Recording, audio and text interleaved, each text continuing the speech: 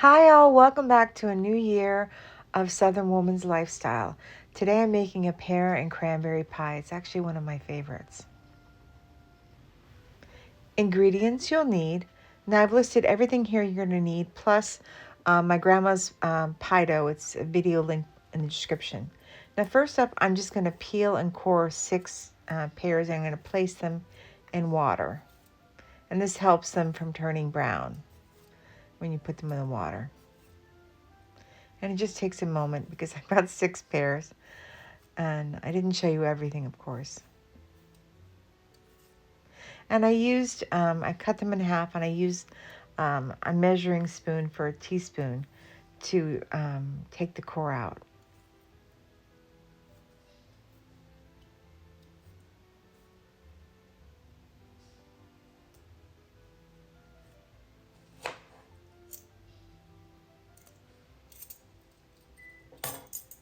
It just takes a moment. Everything always takes a moment, it seems.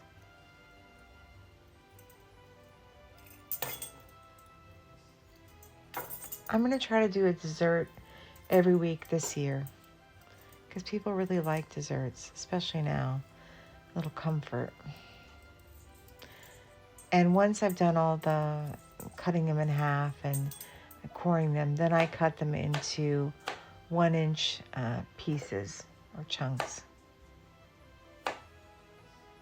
And again, you're going to put them back in the water. You'll see that I fill up the bowl here with water because you want to make sure they stay fresh and they don't turn brown. And the water does help with that. So after I've done that, now I'm going to work on the mix that goes into. Now, in a large mixing bowl, I'm just adding 4 tablespoons of all-purpose flour, or basically it's a 1/4 cup of all-purpose flour. And then I'm going to add 1 cup of granulated sugar and a 1/2 teaspoon of cinnamon. I'm going to mix everything together, and then I'm going to add the zest of 1 orange.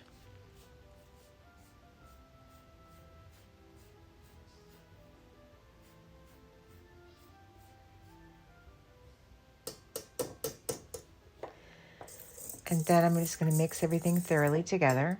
And I'm going to add the pears to the mixture. And then I'm adding 3 cups of fresh or frozen cranberries, or what you want to add.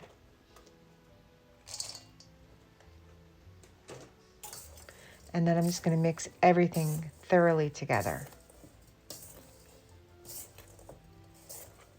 And once I've mixed everything thoroughly together, this also just takes a moment because everything's at the bottom. You want to make sure everything is coated. The flour is what's going to thicken it. And then I'm just going to juice 1 orange and mix.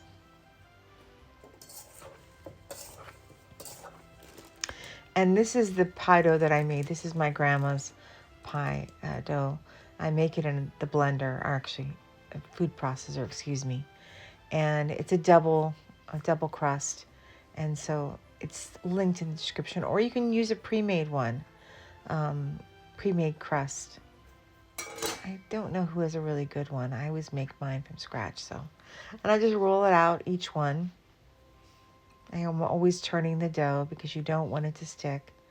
Make sure it's well floured and just keep turning it.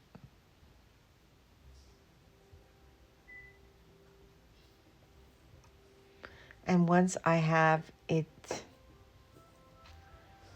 rolled out, the bottom one, then I'm going to put it into the pie dish.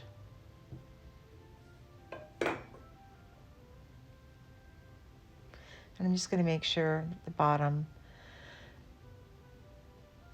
everything is touching, the pie dough is touching the dish. And that there's enough overhang as well. And now I'm just putting the fruit in the pie dish. It's pretty simple. It's very fast pie, actually. And now I'm just putting the top on.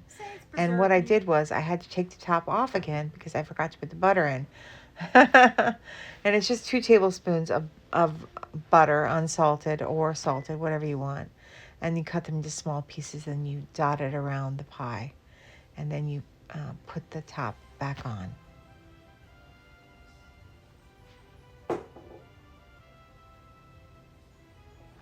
And next I am going to cut the excess dough off. You want to leave an inch around overhang. And then you're going to fold the pie dough under, connecting with the one pie dough that's on the bottom as well. And after you've done that, you're going to crimp it all the way around. And you use your forefinger and thumb. And I'm showing you how to do it here.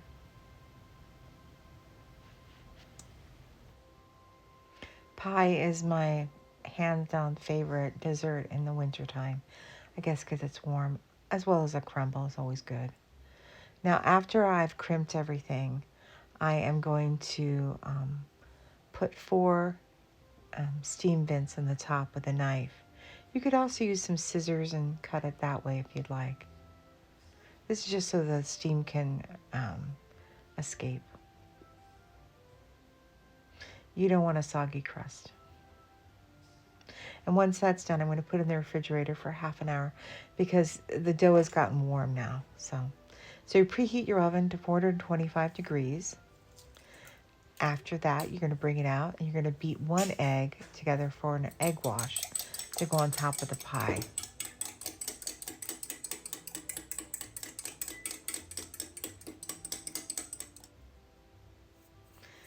And I just brush the entire pie with the egg wash.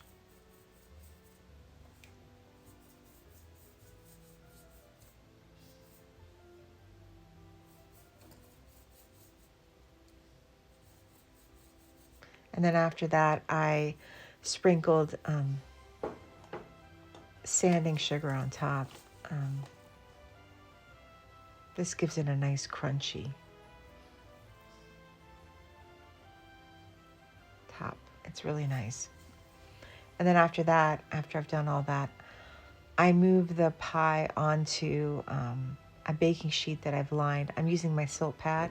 And this is just in case there's any overflow. And I'm just going to place the pie in the preheated 425 degree oven. It's going to bake for 20 minutes at this temperature. And then we're going to lower the temperature down to 375 and put a pie shield on it. And then it's going to bake for an additional 45 minutes.